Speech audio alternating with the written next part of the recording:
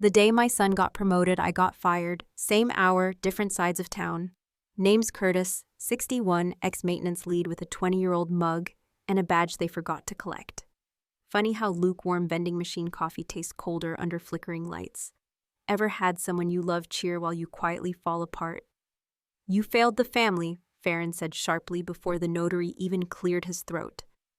I hadn't seen my sister in nearly 8 months. Now here she was, thin lips, pulled tight voice, echoing through the paneled walls of the downtown law office like a slap in winter air. Her words silenced the room.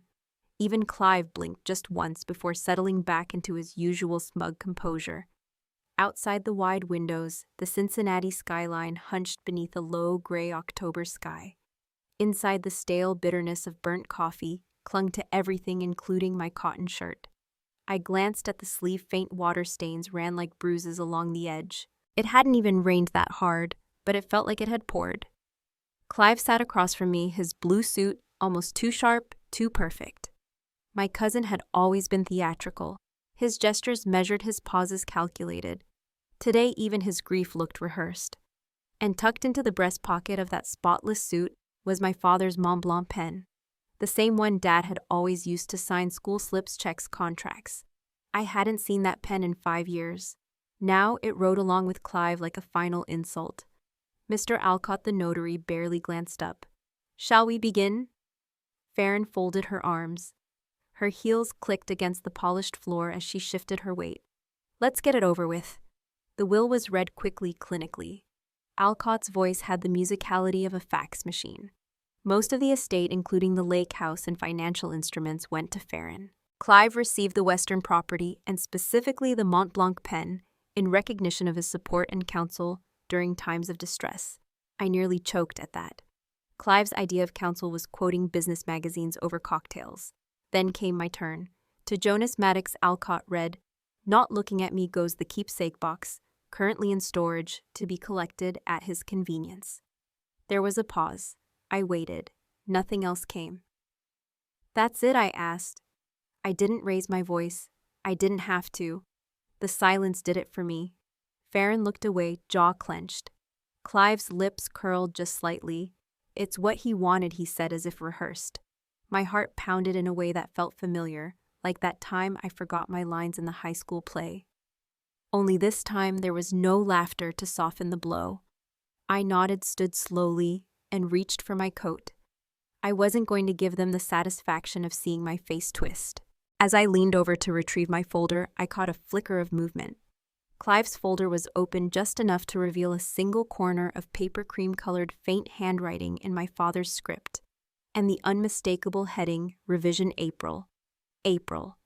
That was only 6 months ago. Nobody told me there had been a revision. I walked out of the conference room without another word. The receptionist gave me a pitying look. I didn't return it. Outside, drizzle streaked the sidewalk. I stood there for a moment, coat unzipped, wind curling against my neck, and whispered to no one in particular. I wasn't even told there was a revision. The Mont Blanc pen was gone. The will was clear, and yet something felt off. Something whispered beneath the obvious. My father was never careless, never vague. Why give me a box and Clive a pen, and why mention Clive's support, when they'd barely spoken for years? I reached into my pocket and felt the folded paper. I'd brought a small note Dad had scribbled years ago, on a napkin still smudged with ink. "Some things," it read, "are only seen when you're ready." At the time, it had sounded like one of his Zen musings. Now it sounded like a dare. As I walked down the block, shoes soaking through, I knew 2 things. 1, I was humiliated. 2, I wasn't done. The attic smelled like dry paper and mothballs and memory. The rain tapped faintly above me as I pulled the attic ladder down. The house had settled since I left. The groan of the floorboards no longer startled me, but I still moved like a guest. In the dim light, everything looked smaller. The cedar chest in the corner, the framed math awards my father had once quietly applauded, the coat rack holding his old trench coat, which still carried the faintest scent of pipe smoke and peppermint. I carried the probate-issued keepsake box carefully to the attic desk. Its corners were scuffed, as if it had been handled hastily. The clasp snapped open with a dull click. Inside a black binder thicker than I expected, wrapped in a cracked rubber band. Under it, a yellowing envelope simply marked Jonas. I took the envelope and set it aside, drawn instead to the binder. As I slipped the rubber band off a manila envelope, fell from the inside flap, unlabeled, sealed only with an old brass clip. I let it lie for now. The binder's contents had my attention. The first few pages were printouts of financial reports, property valuations, tax correspondence, equity projections with handwritten notes in the margins. Then came several letter drafts, each beginning with "Dear Jonas" or "My son," but all of them unfinished. One simply ended mid-sentence. "I regret the choices I made after Clive's." I paused. Flipping ahead, I found a printed copy of a will dated 6 months before my father's final hospitalization. This one split the estate evenly. No mention of Clive. Instead, I was listed as the primary executor, and the Mont Blanc pen, now snug in Clive's breast pocket, was bequeathed to me as a symbol of thoughtfulness and persistence. My throat tightened. There were annotations all over the margins, especially around the clause revisions. One note scribbled in my father's hurried script read, "Clive insistent." Why now? It wasn't just the documents. It was the story they told between the lines, the tension, the second-guessing, the regret that was never voiced aloud.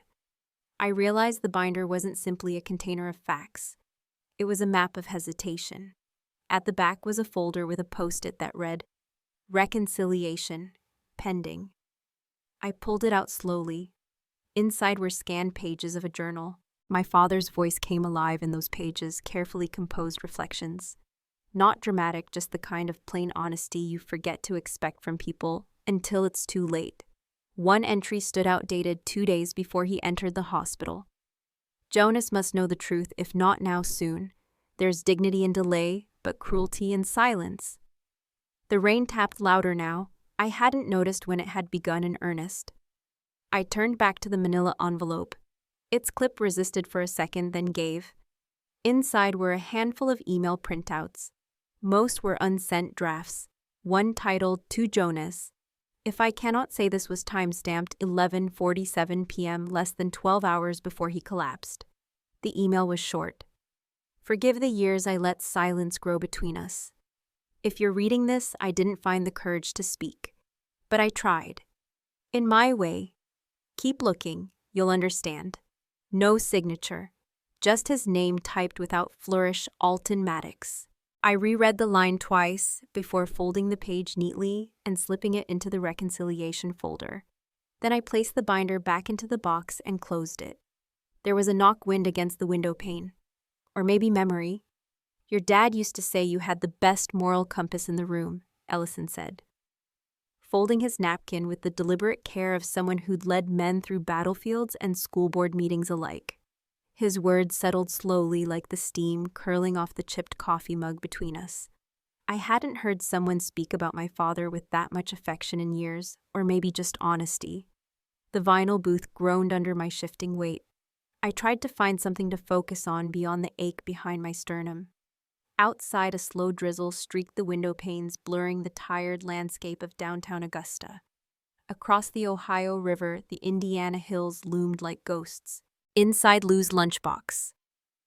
Everything felt preserved in amber-cracked leather stools, syrup-stained menus, a jukebox playing something faintly bluesy from 1964. A sign on the counter read, 2-for-1 pie slices, after 3 p.m., cash only. I cleared my throat. "He told you that recently?" Ellison nodded. "About 2 years ago. Last call we had that wasn't about doctors or estate lawyers." I'd only tracked Ellison down after finding his name on a manila folder tucked behind tax returns and half-finished letters in the black binder. A small label in Dad's handwriting read simply Ellison, Diner. There wasn't even a phone number. I leaned forward, hands wrapped around a mug that had gone cold. You knew something was wrong with the will. I knew something was wrong with how quickly it changed. Ellison's eyes were steel under bushy brows. "Your father didn't make rash choices. Not unless someone pushed him." I thought about Clive's smug smile at the reading, the way he accepted the Mont Blanc pen like it had always been his. and Farron's voice sharp and brittle declaring I'd failed the family before the will was even opened. Ellison reached into his coat pocket, retrieving an aged leather wallet. From its depths, he pulled a folded receipt and slid it across the table. Your cousin took him out to lunch. February 2019. I only know because Alton came here the next day. Told me he wasn't sure if he'd made a mistake. I picked up the receipt. It was faint, but the names were clear: Clive L. and Alton M. The total was $28.60, paid in cash. On the back, in my father's precise handwriting, push for family unity, not worth the fracture. Ellison didn't stop there. He retrieved a second item, a yellowed envelope, edges curled with time and coffee stained at the corner. He held it between two fingers like it might crumble. He left this with me, told me to give it to you if you ever showed up looking for clarity. My hands trembled slightly as I took it. The flap was still sealed, though the glue had started to fail. I opened it slowly. Inside was a single sheet of lined paper, faint blue lines beneath ink that had barely faded. It was unmistakably my father's handwriting, clean. Balanced, unhurried. At the top, a title in bold print. I was wrong. Jonas. I once believed giving you less was making you stronger, that denying you help would shape you into something more self-reliant. I believed Clive needed more because he had less of himself. But I misunderstood silence, yours especially. Farron and Clive are loud. Their ambition drowns doubt. You observed, listened, stayed steady. I was wrong to reward noise over steadiness. The pen was never about writing. It was about who would carry things forward quietly. If I've hurt you, know that it came from misjudgment, not malice. I love you, son. I should have said it more. Dad. I stared at the closing line, tracing the familiar signature. Then I looked again. The loop in the D was different from the one on the final will. Narrower, less forced. The stroke more hesitant, like it had been written in contemplation, not legal finality. Did he ever talk about revising the will again? I asked quietly. Ellison took a long sip of coffee. He did, once. Said he'd made a mistake, but the damage was done. He thought time would correct it. It didn't. No, Ellison said. But maybe you will. The bell above the door jingled softly as someone stepped in behind me. Darlene appeared beside us with 2 slices of lemon meringue pie, though neither of us had ordered. She winked at me. You look like you needed something sweet to cut all that heavy air. I smiled faintly. The envelope rested beside my mug like an old relic. The ink had started to bleed where my thumb had pressed too long. I think he meant for me to find this, I murmured. Ellison nodded. He always did. Just took you a while to get here. As the jukebox crackled into another tune and the smell of pie filled the booth, I leaned back, not at peace, but closer to understanding. There was more to find, and someone had gone to lengths to keep it buried. The pen hit the kitchen tile and bounced once, then split at the cap. Not even a clatter, just a quiet click, the kind you almost don't hear, but feel in your spine. I didn't mean to throw it. I didn't mean to drop it. I'd been holding it the whole drive back from Clive's office, twirling it in my fingers like some nervous schoolboy. But the moment I set foot inside my own kitchen, warm, light-cluttered counter, the hum of the refrigerator doing its best, I let it fall. A streak of black ink bloomed on the tile right beside my foot, like a spill of something deeper than ink. That morning, Clive had summoned me, or rather, I had insisted on coming. The estate office was sterile now, stripped of anything resembling our family. He had gutted the oak panels and brought in glass and steel, sleek cold. The only warmth came from Jillian's desk, a ceramic mug shaped like a cat, and a photo of her dog in a cowboy hat. She smiled when I entered, but her fingers were trembling as they hovered above the shredder's feed tray. I didn't know you were coming today, she said. I scheduled with Clive, I replied. 2 days ago, she bit her lip and glanced at her screen. The flicker of a calendar reflected in her glasses. He's in. Clive's door swung open too smoothly. He wore a slate-colored suit, no tie. His shirt was unbuttoned just enough to suggest he had better places to be. Jonas, he said, not quite surprised. Come in. The office reeked of lavender and copy toner. I sat opposite him, pen in hand, heart in throat. I want to ask about the will. I began, keeping my voice steady. His smile was a practiced twitch. The will has already been executed. I've seen papers suggesting there was another version, April. He crossed one leg over the other, his foot bouncing. Old drafts. Everyone revises. Even 3 hours before going into the ICU. He flinched, just barely, but I saw it. What are you accusing me of? Nothing yet. Jillian knocked and entered, briefly, shredded strips clutched in her hands like broken ribbons. Clive waved her off, and I caught a flash of something, a form half torn with my father's name across the top. I'm entitled to transparency, I said. You got your keepsake, he snapped, standing. There's no conspiracy here. You think Dad wanted you to have more. After the Seattle mess, I stood too. He wanted the truth. You failed the family, Jonas. Don't rewrite that. I left before I broke something. Back in my kitchen, I knelt beside the Mont Blanc. The split cap felt like a metaphor too obvious to be believed. The pen had always been pristine, carried in Alton Maddox's breast pocket like a talisman. Now in 2 pieces, its brass threads exposed like raw nerves. It was as wounded as I felt. I pressed the pieces together, trying to repair them by instinct alone. The ink smeared on my palm. Something clicked in me, not a shout, not a vow, just a quiet decision. I opened the binder, the one from the keepsake box, and began laying documents flat on the table. Drafts, emails, a printed will with different signatures. A pattern started to emerge, subtle like water finding its own path through stone. I turned to my laptop. The keys were greasy and the mouse squeaked with age. I opened the scanned file titled Final Will, PDF, then the revision labeled April. Metadata. Date created. Modified 3:48 a.m. day of admission. I paused. Alton collapsed at 6:30 a.m. That left barely 2.5 hours. No one revises a will in the middle of the night unless something's pressing or someone is pressing them. I created a folder on my desktop, contingency. Then I drafted an email, subject need to talk. Quietly, to Klein, Harper & Rowe. Probate Division from Jonas Maddox, date October 3rd, 2023. I have reason to believe the current will does not reflect the original or intended wishes of the deceased. Documents available upon request. Discretion required. I hovered over send for a moment, then clicked. Outside, the rain had started again, soft and persistent, like fingers tapping against the truth. The file was named aprilrevision.pdf, but it had no metadata, only initials FM and CL. The cursor blinked like a metronome in Jonas's peripheral vision as he stared at the screen. The room smelled faintly of machine oil and coffee gone cold. He had taken to working late at his home office, under the halo of a desk lamp that buzzed slightly when the fan kicked in. The rest of the house was asleep, or at least quiet. But his mind couldn't rest.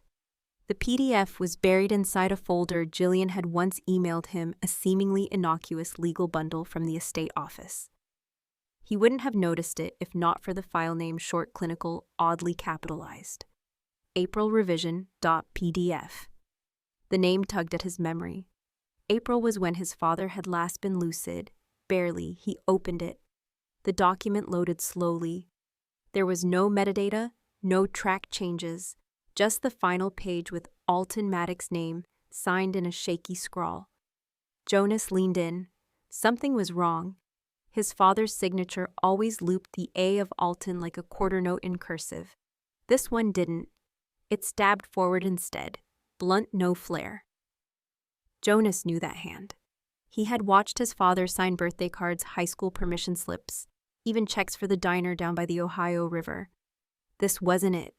He pulled up an older scanned copy of the previous will. The looped A practically danced, but this revision lacked personality intent. It looked copied, mechanical. A light ping echoed from his inbox. Erica's email. Subject re-initial review. Body preliminary signs say forged. No metadata, no signing certificate. This wasn't notarized either. Risky, sloppy, but admissible if unchallenged. Be careful. E. Jonas exhaled through his nose, slow and tight. He could almost hear Erica's voice, low, even-toned, each word a deliberate click. She had warned him that once they went public, there'd be no pulling back. Still, this was more than a hunch now. He clicked on a second file labeled simply, Memo Alton June 2021. His father's voice crackled through cheap speakers. Tired, resigned. If they show you the pen, look for the ink, not the gold. Ink dries honest. Jonas sat back.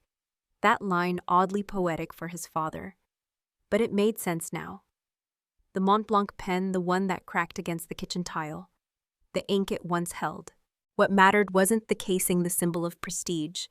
It was the substance the market left. He played the memo again. Don't let them paper over your silence, son. Speak. He pressed stop. Silence swelled around him like cotton. For the first time in weeks, Jonas felt the coil of confusion turn to resolve. A flash on the screen, another email from Erica. Subject. We go to court or we let it rot, your call. He stared at the message. The hum of the desk fan circled overhead. Jonas clicked reply, but his fingers hovered. The keyboard below them was smeared black ink from the day the Mont Blanc cracked. He hadn't wiped it off. His hands began to type. This isn't about greed, I said calmly, leaning into the microphone. It's about my father's dignity. My voice didn't tremble. That surprised me more than anyone. The courtroom with its marble hush and echoing high ceilings didn't react. It rarely did. But I caught a flicker, a twitch in Clive's left eyelid, the way his jaw tensed like he was clamping down on something bitter. Judge Mendez raised an eyebrow, impassive. The gavel remained untouched beside her legal pad.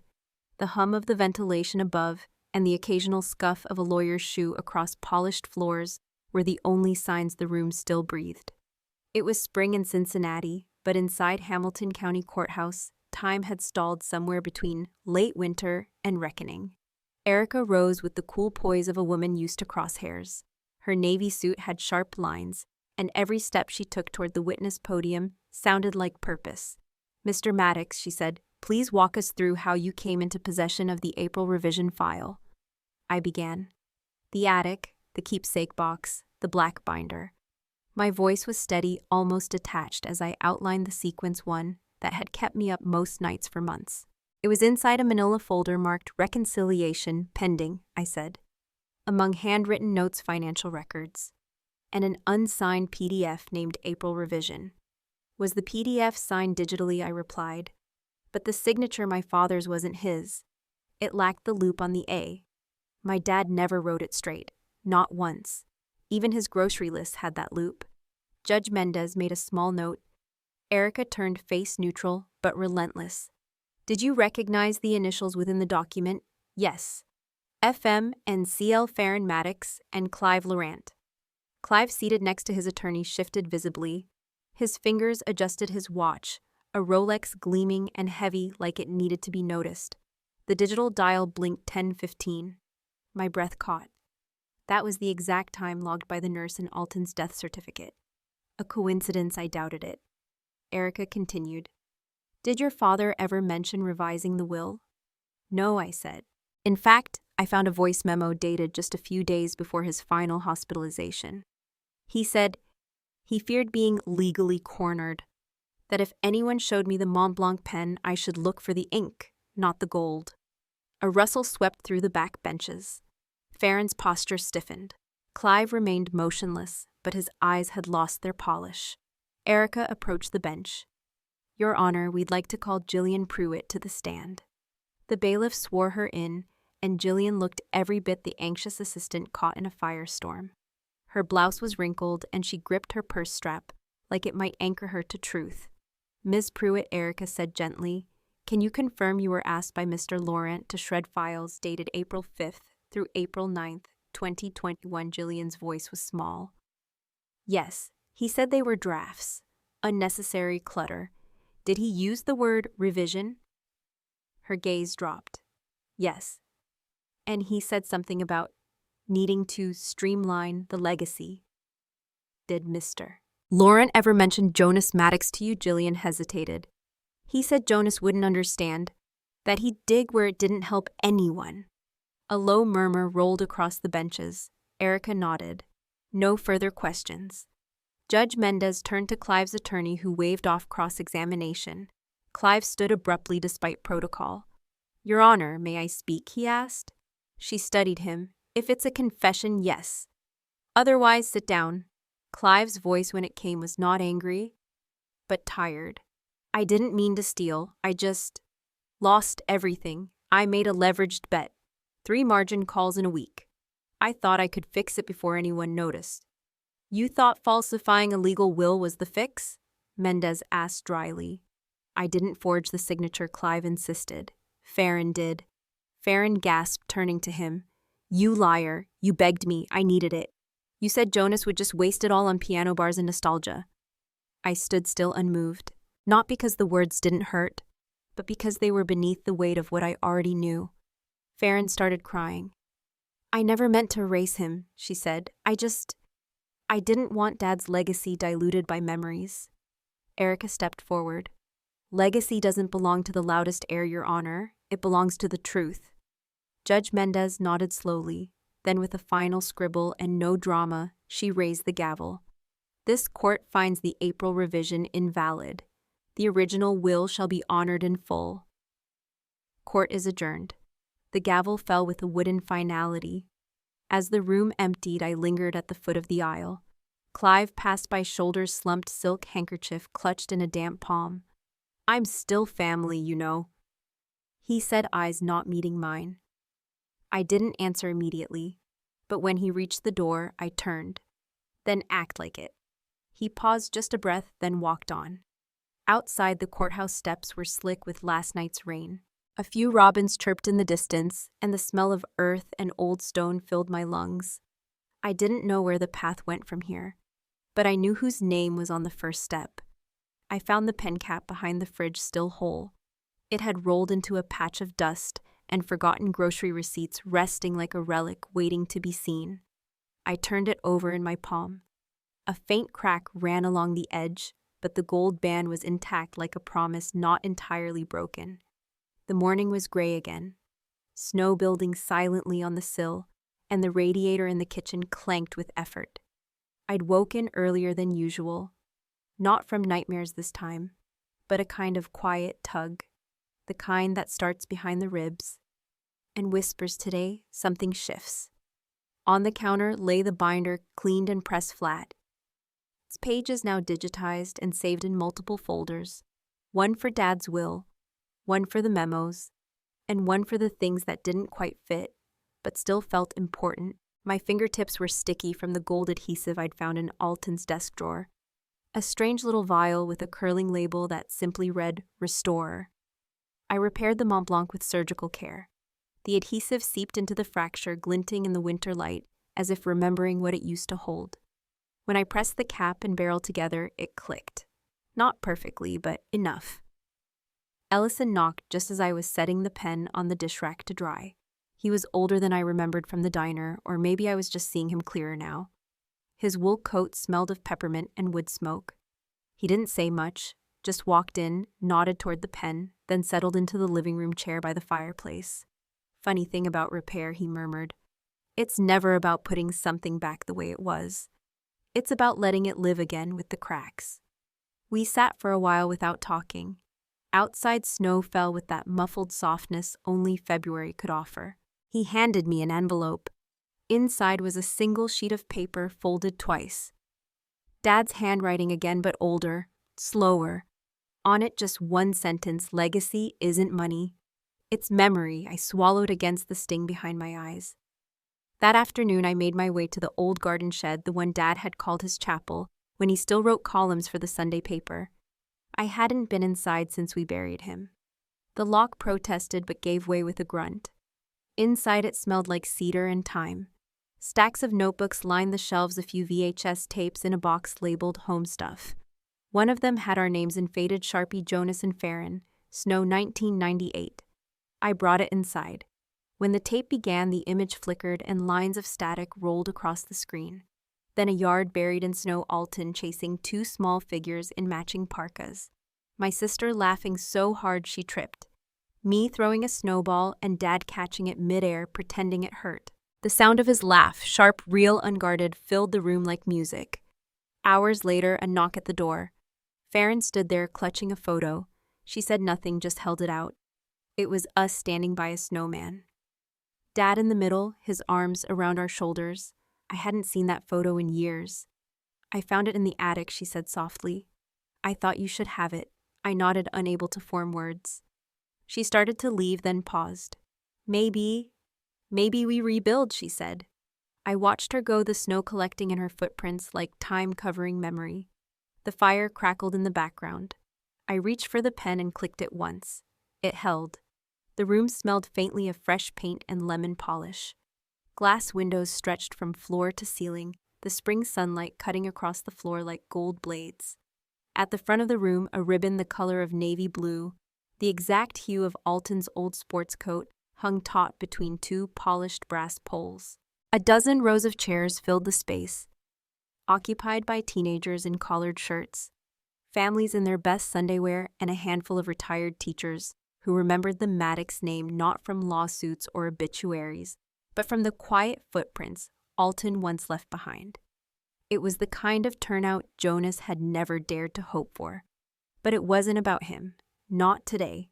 He adjusted his collar and stepped up to the podium. The microphone crackled softly, then steadied. Erica stood off to the side, clipboard in hand, her expression calm but unmistakably proud. She wore a navy dress, and Jonas noticed with a quiet smile held the Mont Blanc pen. His father's pen, now whole again, cupped gently in her hand. I named it the Maddox Quiet Grant. Jonas began, voice steady but low. Because not everyone shouts when they make something meaningful. Some of us build in the background. Some of us mend instead of claim. And some, like my father, live in the quiet but leave echoes. There was a pause. Farron, seated in the front row, met his eyes for the first time in weeks. Her smile was small, unsure, but real. He nodded to her. This scholarship, he continued, is for the ones who write their truth in spiral notebooks, who stay late to help but never ask for praise, who fix things they didn't break because they still believe it matters. The audience was silent, respectful, but Jonas felt the warmth anyway. It wasn't applause he sought. It was acknowledgement. Erica stepped forward and handed him the Mont Blanc. The cap clicked when he uncapped it clean and strong. He turned the pen over once in his hand before sliding it into the inner breast pocket of her jacket. It's not about money, he said softer now. It never was. Legacy isn't wealth. It's how you make people feel when they remember you. Behind him, a long table held small blue folders, one for each recipient. The shy girl with the notebook clutched hers like it might vanish if she blinked. When Jonas caught her eye, she stepped forward. My name's Mira, she whispered. Thank you for seeing people like me. Jonas swallowed. Thank you for showing up. That's where everything begins. The moment lingered. Sunlight washed over the floor. Farron reached into her bag and handed him something wrapped in a pale cotton handkerchief. He opened it, a childhood photo of them, covered in snow, their father's scarf looped around both of their necks. I thought you'd want this back, she said. Her voice trembled, but she didn't pull her hand away. Jonas looked at it for a long time before folding it carefully. We didn't fail, he said. Not to her, not to the crowd, but to someone larger. We just forgot what mattered. Later, after the ribbon had been cut, after the teens had dispersed with dreams, tucked into manila folders, Jonas stood near the donation table. He held the black binder one last time, now properly indexed and labeled. A librarian waited patiently beside him. It belonged to my father, Jonas explained. There's memory in it, not just notes. The librarian smiled. Then it's exactly what an archive should hold. He watched as she carried it toward the back stacks, each step a quiet turning of the page. As the room emptied, Jonas stepped outside into the warmth. A breeze brushed past him and he glanced upward. No voice answered, no divine sign. Just a peaceful sky and the faint scent of fresh-cut grass. He mouthed the words just to himself. We didn't fail. The library was quiet now, but as I stepped outside, I caught the faint scent of cinnamon and old paper clinging to my coat, like memory refusing to fade. The pen, once cracked and cold, sat repaired in Erica's pocket, its gold trim catching the light like something long buried and newly found. Turns out, justice isn't always a gavel, it's sometimes a slow rebuild, with family forgiveness and the courage to speak when it would have been easier to walk away. My father left me little in ink, but everything in intent. Sometimes the bridges that collapse show us which ones were never sturdy to begin with. If you've ever had to start over with less than you deserved, but more than you realized, what helped you take that first step?